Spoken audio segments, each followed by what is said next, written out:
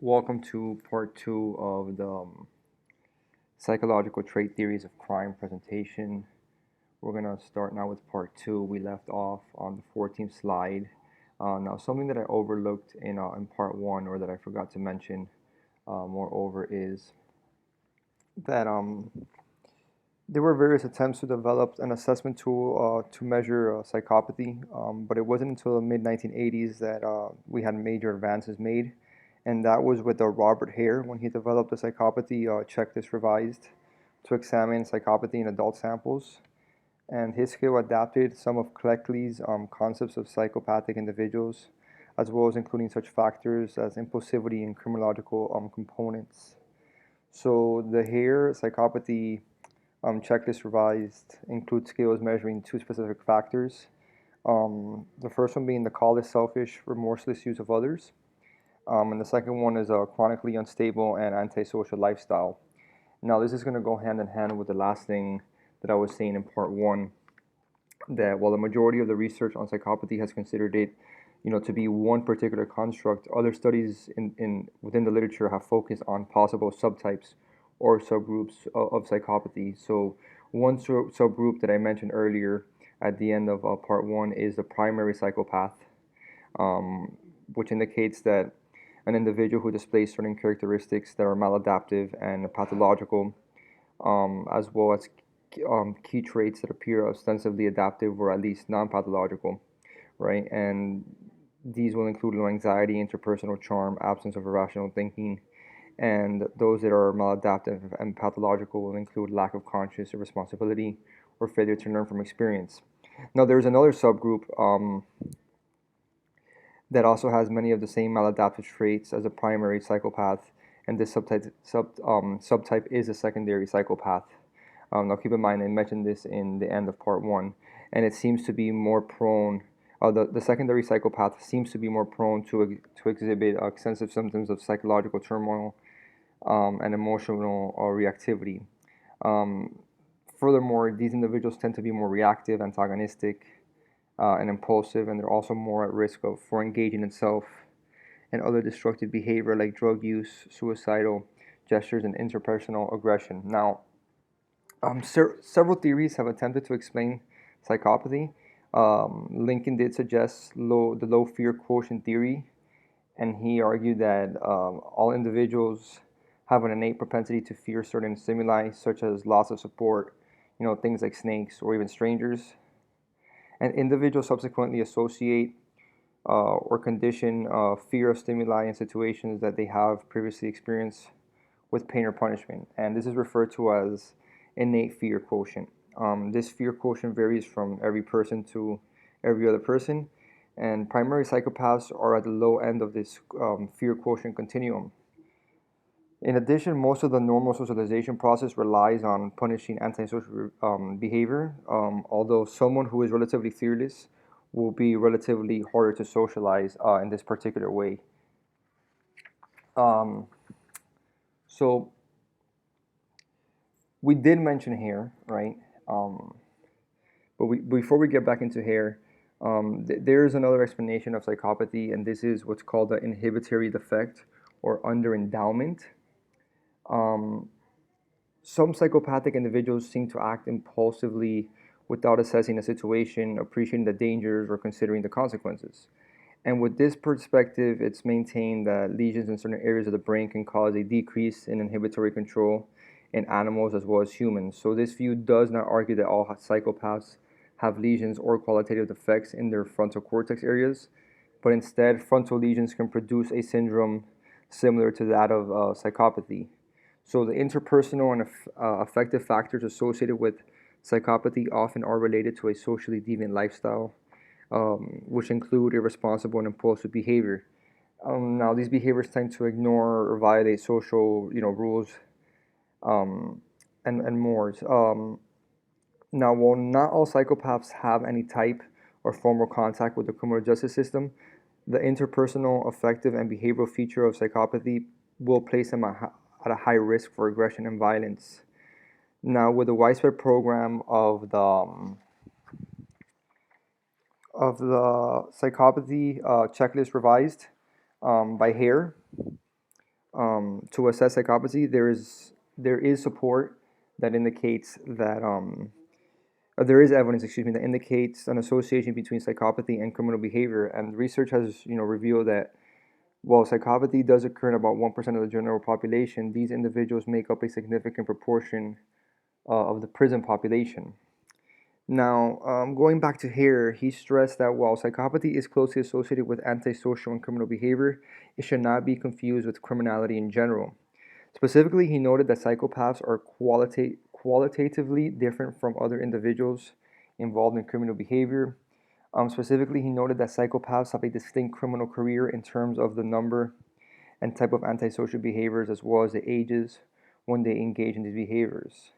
In addition, the motivation to engage in these antisocial behaviors differ between psychopaths and non-psychopaths.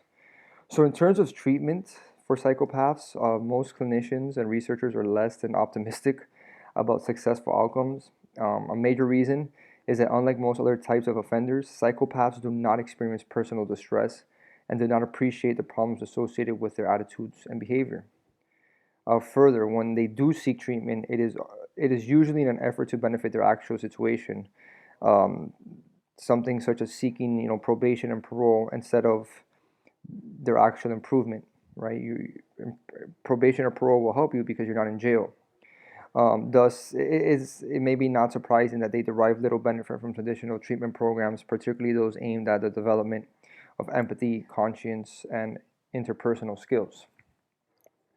Now, let's go and look at mental health in the criminal justice system. So, the proportion of male and female jail detainees with a mental health disorder is significantly higher than the proportion of people with a mental health disorder in the general population. And this may sometimes be referred to as in and out of prison or jail among offenders, or the revolving door. And this is because prisons and jails have become America's quote unquote new asylums. The number of individuals with serious mental illness in prisons and jails now exceeds the number in state psychiatric hospitals tenfold. So most of the mentally ill individuals in prison and jails would have been treated in state psychiatric hospitals in the years before the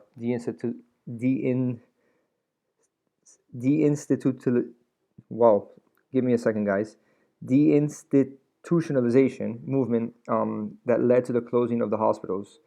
And this is a trend that continues even today. So the treatment of mentally ill individuals in prisons and jails is critical, especially since individuals are vulnerable and often abused while they are incarcerated. Now, when left untreated, their psychiatric illness often can get worse, and they leave prison or jail in a worse condition in which they entered. And that is obviously problematic. Now, there have been different types of treatment implemented to address problems linked to criminality, and this includes coping and problem solving skills, conflict resolution, empathy, relationships with peers, parents, and other adults. So, we could go back. An example of this is the Thinking for Change program that was developed in 1997. In cooperation with the National Institute of Corrections, and this specific program integrated cognitive behavioral changes that includes cognitive restructuring, social skill development, and development of problem-solving skills. The program was designed to be used with offender populations that were in prison and jails, community corrections, and probation and parole settings. And generally, what a cognitive intervention is, it's an approach that focuses on the ways that the offender thinks. Thinking includes a wide array of skills and processes, such as problem solving skills, the ability to empathize with others and victims, the ability to formulate and then achieve plans for the future, and the ability to foresee the consequences of one's own behavior. Now, a major stimulus to developing this program was based on the experience that criminal behavior was more vulnerable to positive social change when offenders were able to apply and incorporate both cognitive restructuring and cognitive skills programs. So, in reference to studies that evaluated the Thinking for Change program, um, one particular study revealed "quote unquote" mixed results from concerning recidivism. Um, they concluded this particular research concluded that the program does improve problem solving skills among those who have completed the program. The skills may subsequently deter these individuals from engaging in future criminal activity. And the researchers also noted that future research might consider exploring whether quote unquote booster sessions, such as aftercare group or relapse prevention measures, could further deter future criminal behavior. Now, while cognitive behavioral approaches have been applied to various types of programs, such as case management, psychological oriented treatments, and psychoeducational programs, such applications have, according to researchers, resulted in there being no differences between offenders who participate in a problem solving skills development program and those who do not. And this is why the results are mixed. Before we get to the mental health court, there's one more thing to cover. So there have been 6 areas of treatment that have demonstrated some evidence of effectiveness for treatment of offenders with mental illness, and they include collaborative psychopharmacology, assertive community treatment, family psychoeducation, supported employment, things like assisting clients to obtain competitive employment and provide assistance when needed, illness management and recovery, and integrated dual disorder treatment. You could read more about those on page 187 of Scram and Tibbetts. So now we're going to move on to mental health courts. How are these individuals treated in the court system? Now, mental health courts were first created in 1997 in Broward County. This was during the Clinton era when he signed America's Law Enforcement and Mental Health Project Bill. This law authorized the establishment of up to 100 mental health courts and allocated $10 million a year for up to 4 years to actually maintain these courts. So, similar to drug courts, a major reason for establishing mental health courts was to address the large proportion of individuals with mental illness involved in the criminal justice system.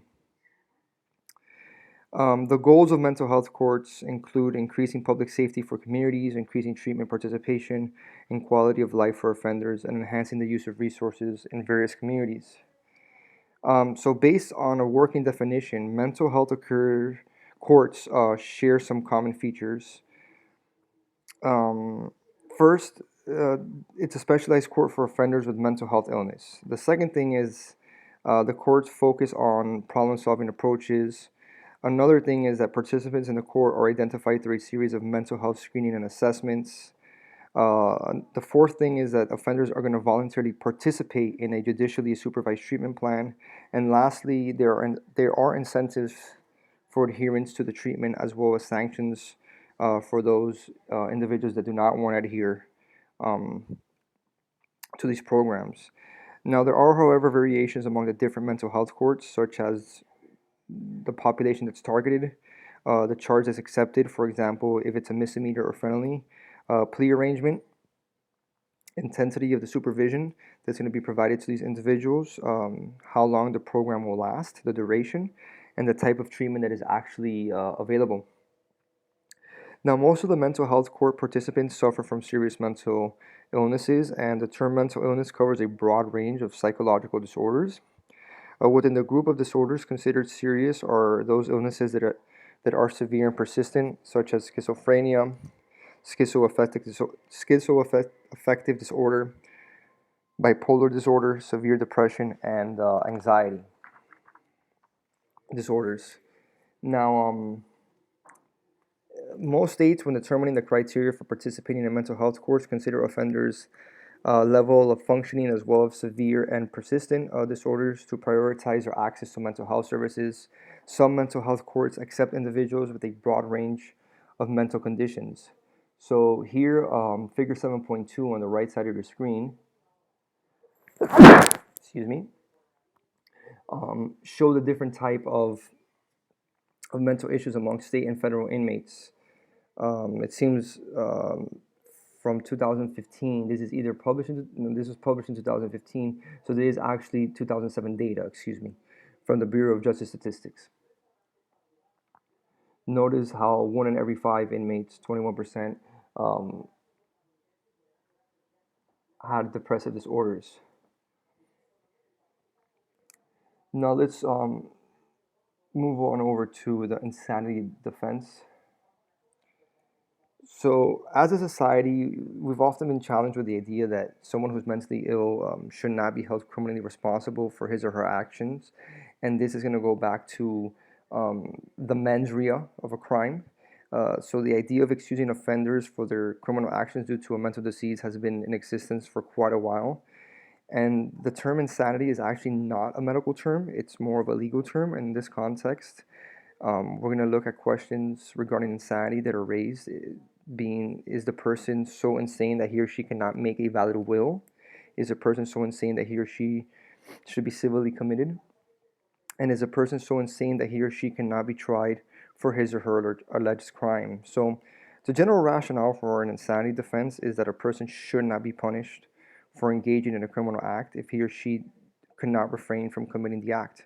So, the law is established to punish those individuals who make the wrong choices. Thus, those people who do not have free choice due to a mental illness should not be punished for such acts. Again, because the mens rea might not be there. So the standards for establishing an insanity defense vary extensively among the different states, being that we are in a federal system. There are 4 states, which include Kansas, Montana, Idaho, and Utah, that do not allow for an insanity defense. However, the states of Montana, Idaho, and Utah do have a provision in which an offender can receive what's called a guilty but insane or mentally ill verdict. Now, among the states that do allow an insanity defense, there are essentially 4 types of tests.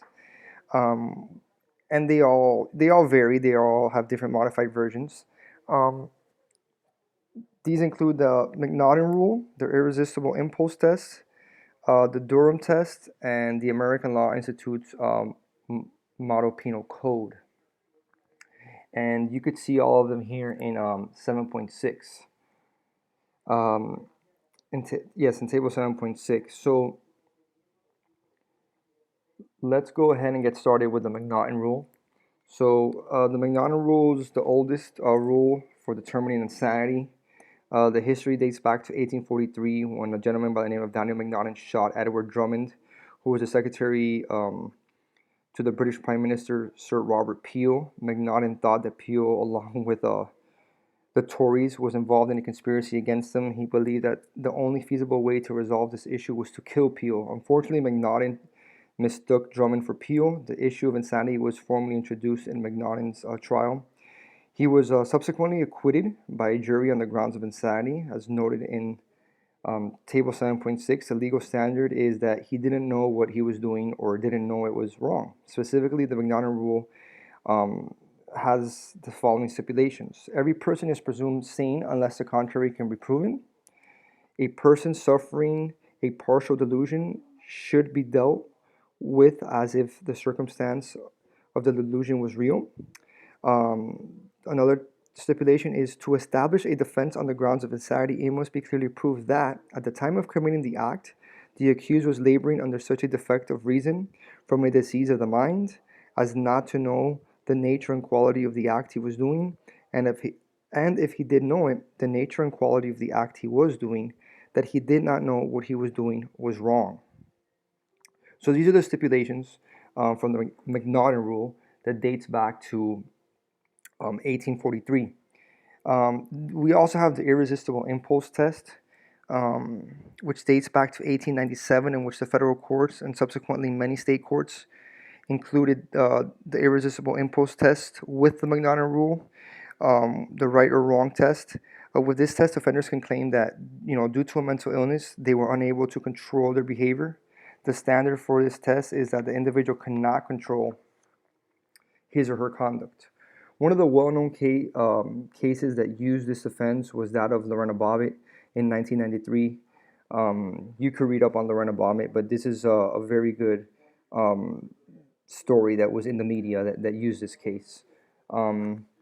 We also have the Durham rule, and this one actually came about from a landmark Supreme Court case in the case of Durham versus the United States in 1954, the court decided or included a violational or free choice component of the insanity defense.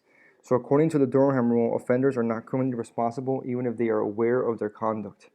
if this behavior was a product of a mental disease or defect. And lastly, we have the American Law Institute's Model Penal Code. About 1 year after the Durham decision, the American Law Institute's Model Penal Code developed a substantial capacity test. Due to vague and contradictory rules about insanity, a number of states adopted the American Law Institute's test.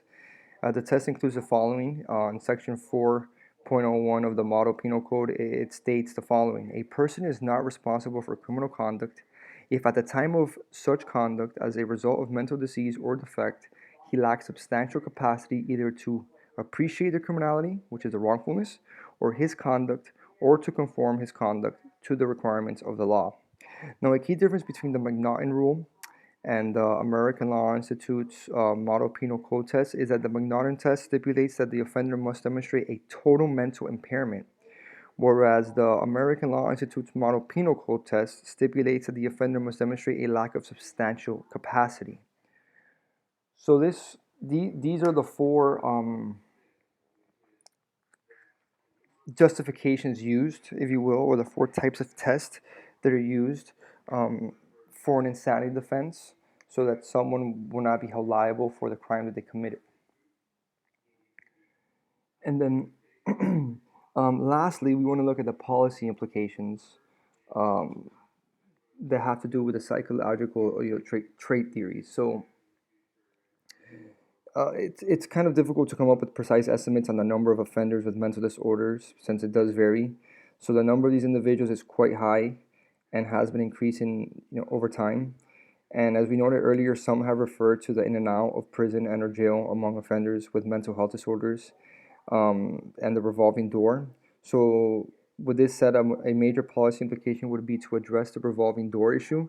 One suggested approach would be to implement primary, secondary, and tertiary prevention programs. Now, what this means, for example, a primary prevention program will focus on eliminating influence that could potentially result in someone engaging in criminal activity. For instance, stakeholders like teachers, employers, family can make referrals to family therapy organizations, substance abuse clinics, and mental health associations. Secondary prevention programs focus on intervening for individuals who demonstrate a tendency toward criminal behavior. In reference to mental health, these types of prevention programs can provide treatment such as psychological counseling to at-risk individuals.